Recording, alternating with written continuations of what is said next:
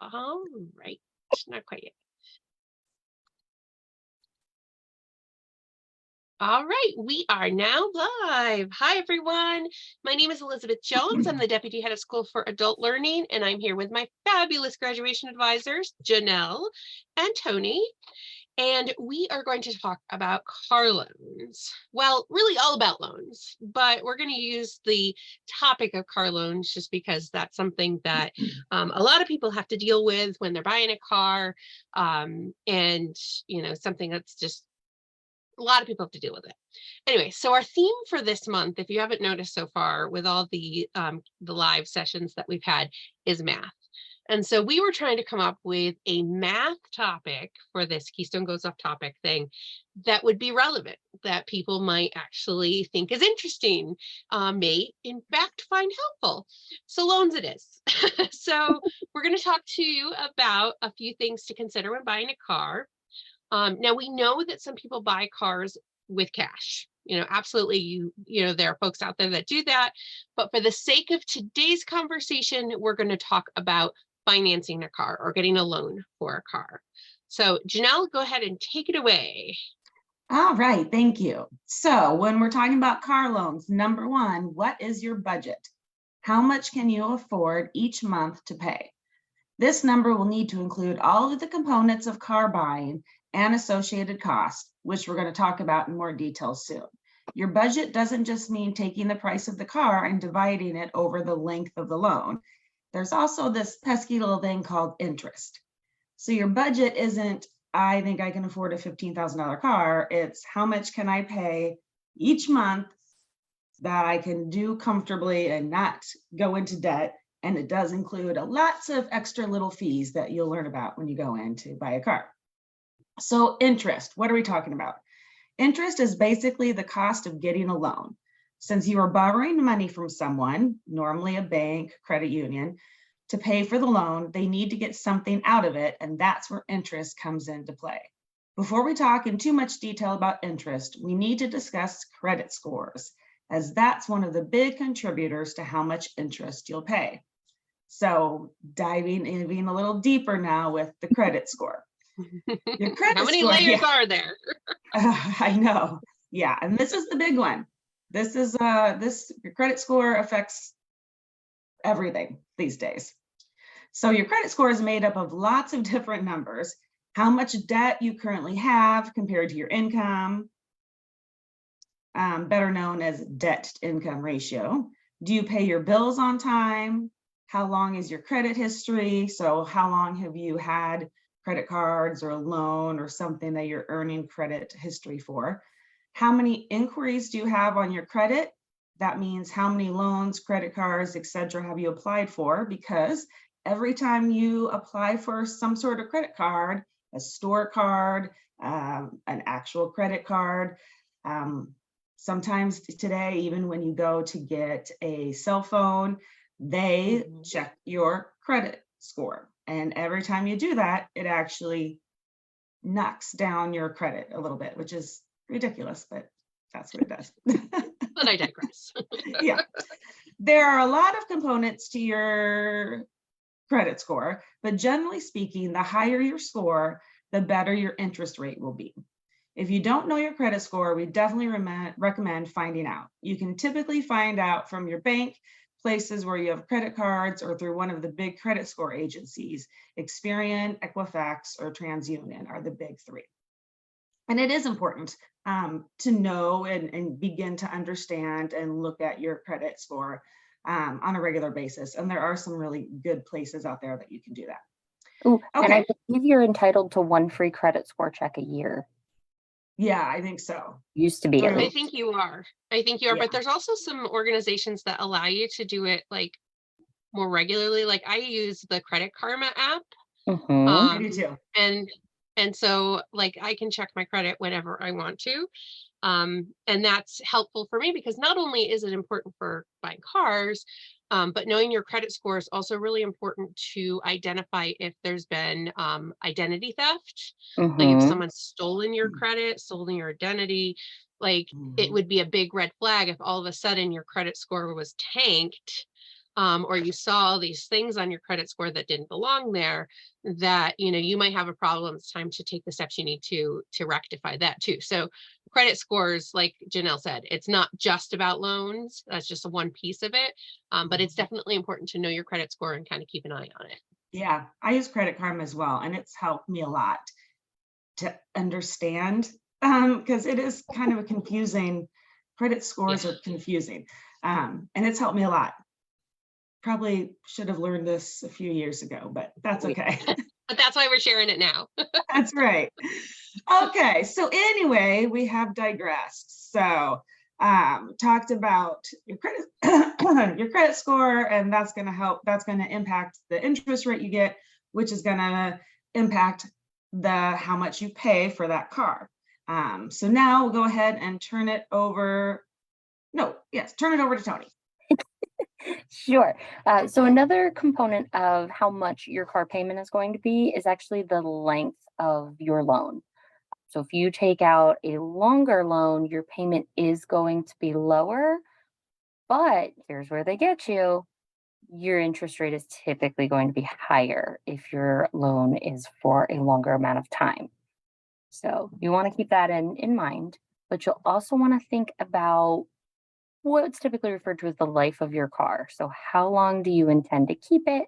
How long is the anticipated drivability of the car? Some car companies have cars that'll last you forever, while other cars are designed to be replaced. So if you're going to keep your car for only 2 or 3 years, you don't want to take out a loan that's for 6 or 7 years. So because that will impact your interest rate. And then when you go to get your next car, it's going to roll over, and that's a whole host of other issues that we're Yes, not it even going to is. try to talk about.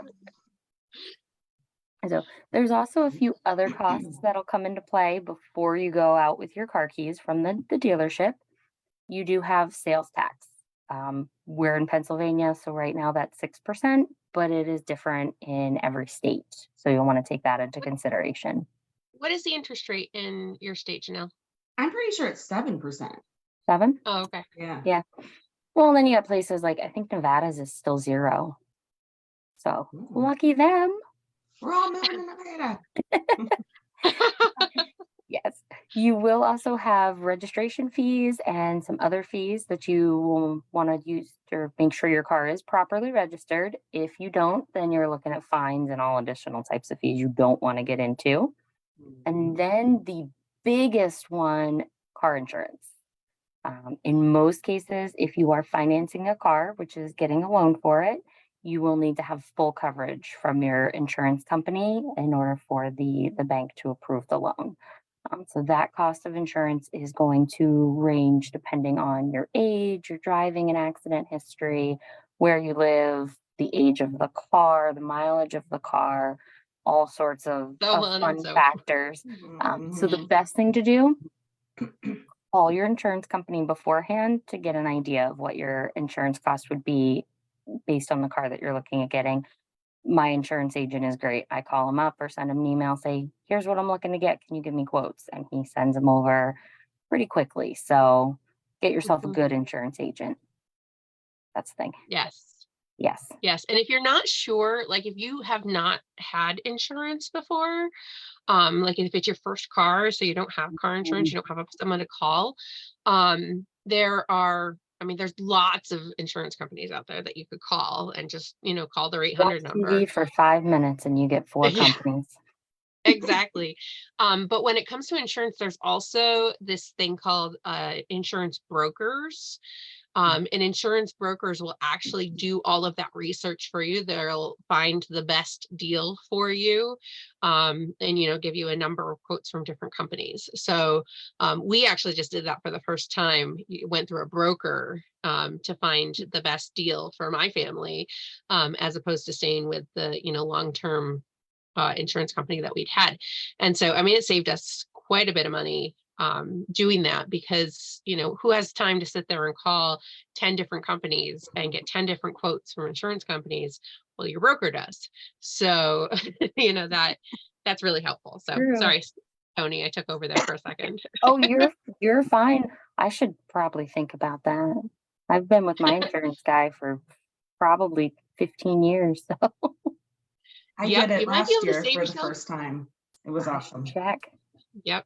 So learn from us, things that we're learning Yes. here at our age. Maybe it's something you could learn a little earlier than we did. Exactly. Exactly.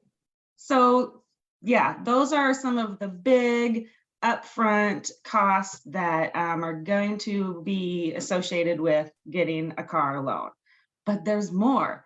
Now that you have a car, there's all kinds of more costs. The price of fuel, gas mileage, which is how far does your car go on a tank of gas? The cost of tires and brakes, oil changes, and other maintenance. The list goes on, and it never stops. Just this week, we replaced the brake pads and had to get the oil change in one of our cars. Oh, So that's never fun. That is not when you're saving money for things. You don't like to see it go to car brakes. Yeah. no, you don't. We like also to. drove to Nashville and added up how much the gas mileage, how much did we spend, how much did we save driving 11 hours there and 11 hours home. So yeah, there's lots of fees associated, and you just gotta take that into consideration. Mhm.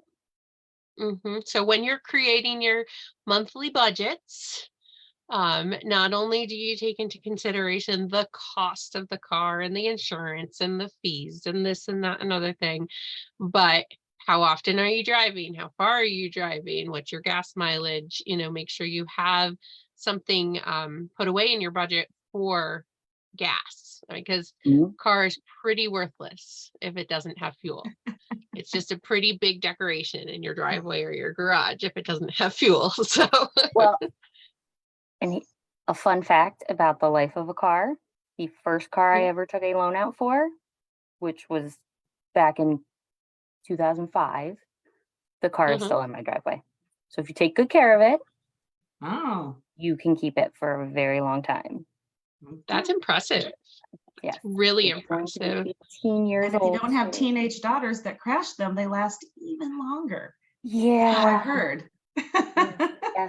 My teenage Oh, son dear. thinks he's going to take it over, but I'm kind of still attached to it.